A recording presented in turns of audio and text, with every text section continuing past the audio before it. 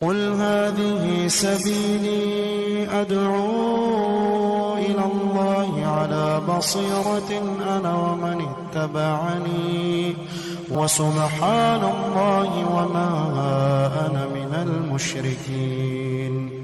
اعوذ باللہ من الشیطان الرجیم. بسم اللہ الرحمن الرحیم. وَأُحِلَّ لَكُم مَّا وَرَاءَ ذَلِكُمْ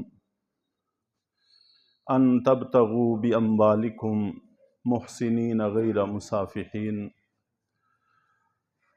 اور جن محرمات کا تذکرہ ہوا ہے ان کے علاوہ باقی تمام خواتین کے معاملے میں تمہارے لیے یہ بات حلال کر دی گئی ہے کہ تم اگر ان سے نکاح کرنا چاہو تو اپنے مال خرچ کر کے بطور مہر کے ان سے نکاح کر سکتے ہو.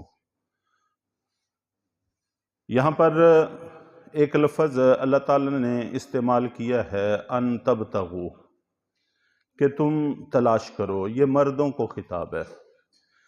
چنانچہ لڑکے کے گھر والوں کی ذمہ داری ہے کہ جب وہ شادی کی عمر میں پہنچ جائے تو لڑکے کے گھر والے اس کے لیے رشتہ تلاش کرنے کی تک و دو شروع کریں.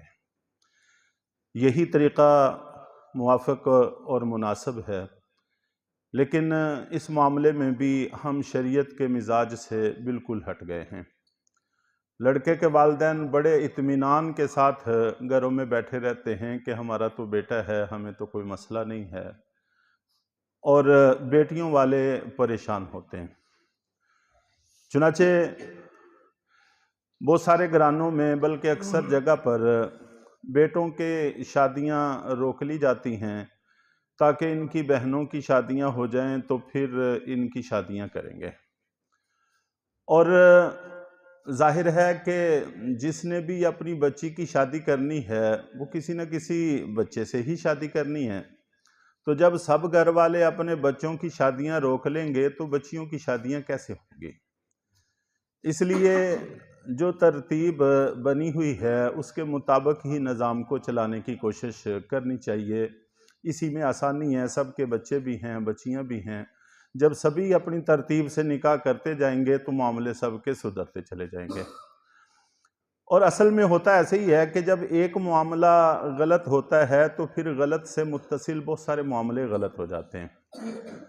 والدین کے دلوں میں بھی یہ خوف بیٹھا ہوتا ہے کہ جیسے معاشرے میں چل رہا ہے کہ اگر بچے کی شادی کر دی تو یہ ہمیں چھوڑ جائے گا، اس کو نہ والدین کی فکر رہے گی نہ بہن بھائیوں کی فکر رہے گی، تو یہ اپنے ہی چکروں میں پڑا رہے گا. یہ خوف بھی ان کا یقیناً اپنی جگہ بجا ہے، درست ہے، لیکن ان سب کی بنیاد یہ ہے کہ ہم اپنی اولادوں کو دین نہیں سکھاتے. دین کے علوم کسی حد تک پھر بھی تھوڑے بہت سکھانے کی کوشش کرتے ہیں، لیکن دین کی فکر بالکل نہیں کرتے. دین کا مطلب یہ ہے کہ اس کا دل سنورے، اس کا اندر سنورے، وہ باطن اس کا درست ہو اور صلحاء کے پاس اس کو لے کے جایا جائے، متقی لوگوں کی مجلسوں میں اس کو بٹھایا جائے تاکہ دینداری اس کے اندر آئے. دین کا علم اپنی جگہ ضروری ہے اور دینداری آنا اپنی جگہ ضروری ہے. بات تب بنتی ہے جب دینداری دل اندر آتی ہے. تو اس میں ہم کوتاہی برتتے ہیں تو پھر ان کو پتہ ہی نہیں ہوتا کہ والدین کے حقوق کیا ہیں، بہن بھائیوں کے حقوق کیا ہیں. وہ اپنی ہی نفسا نفسی میں پڑ جاتے ہیں. تو بہرحال اللہ تعالیٰ نے ان تبتغوا کا لفظ استعمال کر کے ان سب مسائل کا حل ہمیں بتایا ہے کہ بچے والوں کی ذمہ داری ہے کہ وہ رشتہ تلاش کرنے کی کوشش کریں. بھی اموالکم، اموال مال کی جمع ہے، جس سے اشارہ اس طرف ہے کہ مہر مال ہونا چاہیے. مال کے علاوہ اور کوئی چیز مہر بننے کی صلاحیت نہیں رکھتی. مثال کے طور پر بسا اوقات بعض جگہ پر ایسے بھی چلتا ہے، خاص طور پہ جہاں پہ وٹے پہ شادیاں ہوتی ہیں تو وہاں پر دونوں طرف سے کسی کا بھی مہر ادا نہیں کیا جاتا. ایک کے نکاح کو دوسرے کا اور دوسرے کے نکاح کو پہلی کا مہر قرار دے دیا جاتا ہے.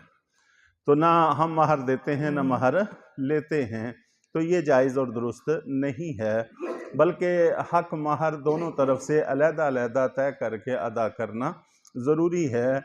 امام مالک رحمۃ اللہ علیہ تو فرماتے ہیں کہ بغیر مہر کے نکاح ہوتا ہی نہیں ہے، اگرچہ احناف کہتے ہیں کہ نکاح تو ہو جاتا ہے لیکن مہر بہرحال ذمہ میں باقی رہتا ہے، جس کی ادائیگی ہر حال میں ضروری ہے وہ ذمہ میں قرض رہے گا۔ تو بہرحال مال ہونا ضروری ہے، اور مال بھی آپ جانتے ہیں کہ 1-2 روپے 2-4 روپے 10-20 روپے کو مال نہیں کہا جاتا۔ مال سے مراد یہ ہے کہ کوئی معتدل مقدار ہونی چاہیے، اور حضرت علی رضی اللہ تعالیٰ عنہ، حضرت عبداللہ ابن مسعود رضی اللہ تعالیٰ عنہ سے منقول ہے کہ نبی پاک صلی اللہ علیہ وسلم کا فرمان ہے کہ 10 درہم سے کم کوئی مہر نہیں ہے۔ اور شریعت میں اگر ایک اور اعتبار سے بھی غور کیا جائے تو اس سے بھی یہ بات سمجھ میں آتی ہے کہ کم سے کم 10 درہم تو مہر ہونا ہی چاہیے۔ چنانچہ قرآن پاک میں ہے کہ اگر کوئی آدمی چوری کرے، السارق والسارقۃ فاقطعوا ایدیہما، کہ اگر کوئی مرد یا عورت چوری کرے تو اس کا ہاتھ کاٹا جائے۔ تو یہاں پر تمام علماء اس بات پر اتفاق کرتے ہیں کہ چوری کے اندر کم سے کم 10 درہم کی مقدار ہو تو پھر ہاتھ کاٹا جائے گا، اگر 10 درہم سے کم ہے تو پھر ہاتھ نہیں کاٹا جائے گا، اور اس کو سزا دی جا سکتی ہے، لیکن حد جو شریعت نے، اللہ نے خود متعین کی ہے، وہ کم سے کم 10 درہم ہو تو اس کا قطع ید ہوگا، وگرنہ نہیں۔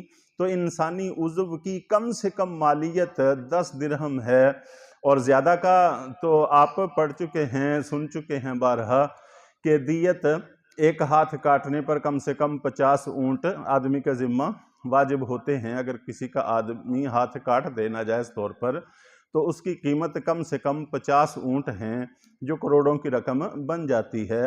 تو انسانی اعضاء کی قیمت زیادہ کی تو بہت مقدار بن جاتی ہے، لیکن کم سے کم مقدار 10 درہم ہے، اس سے کم کی کوئی گنجائش نہیں۔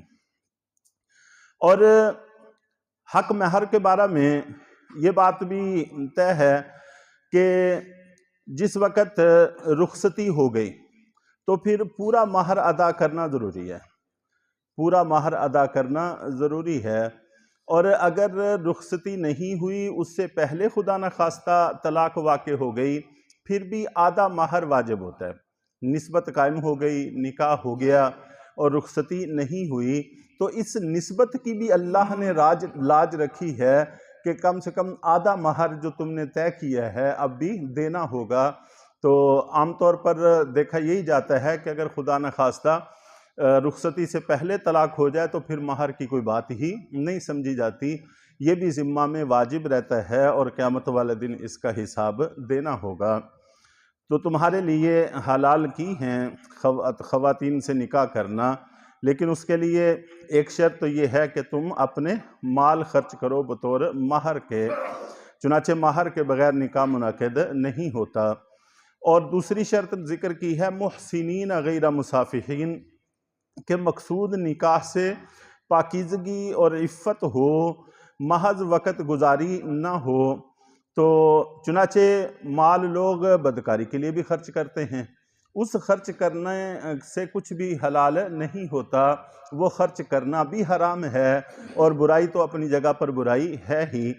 اور اس کے ساتھ ساتھ متع جو کچھ لوگ جائز قرار دیتے ہیں، اس کی بھی یہاں پر نفی ہو گئی کہ متع پہلے زمانوں میں نبی پاک صلی اللہ علیہ وسلم کے دور سے پہلے رواج تھا کہ کچھ لوگ تجارت کے لیے، سفر کے لیے کہیں جاتے تو وہاں پر کسی خاتون سے معاہدہ کر لیتے تھے کہ اتنے دن میں یہاں ٹھہروں گا، میں تمہارے اخراجات برداشت کروں گا، تم میرے ساتھ رہو۔ تو بعد میں اس کی ممانعت آ گئی، کیونکہ اس میں نہ تو عفت مقصود ہے، نہ پاک دامنی مقصود ہے، محض وقت گزاری مقصود ہے۔ غیر مصافحین کہہ کر کہ محض وقت گزاری مقصود نہ ہو، اس سے منع کر دیا گیا۔ فَمَسْتَمْتَعْتُمْ بِهِ مِنْهُنَّ، اور ایک شرط آگے بھی آ رہی ہے کہ یہ نکاح خفیہ نہیں ہونا چاہیے، نکاح کی تشہیر ہونی چاہیے، نکاح کو خفیہ رکھنا درست نہیں ہے۔ کم سے کم تشہیر کی حد یہ ہے کہ 2 مرد یا ایک مرد اور 2 عورتیں جن کو گواہ کہا جاتا ہے اتنے لوگ موجود ہوں، یہ کم سے کم حد ہے، وگرنہ جتنے زیادہ لوگ ہوں اتنا اچھا ہے۔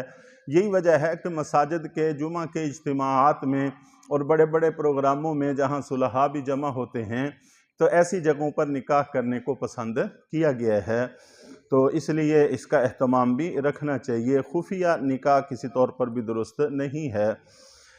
فَمَا اسْتَمْتَعْتُمْ بِهِ مِنْهُنَّ فَآتُوهُنَّ أُجُورَهُنَّ فَرِيضَةً، اور جو تم ان سے فائدہ اٹھا چکے ہو تو ان کو ان کا پورا مہر دے دو جو تم نے طے کیا ہے۔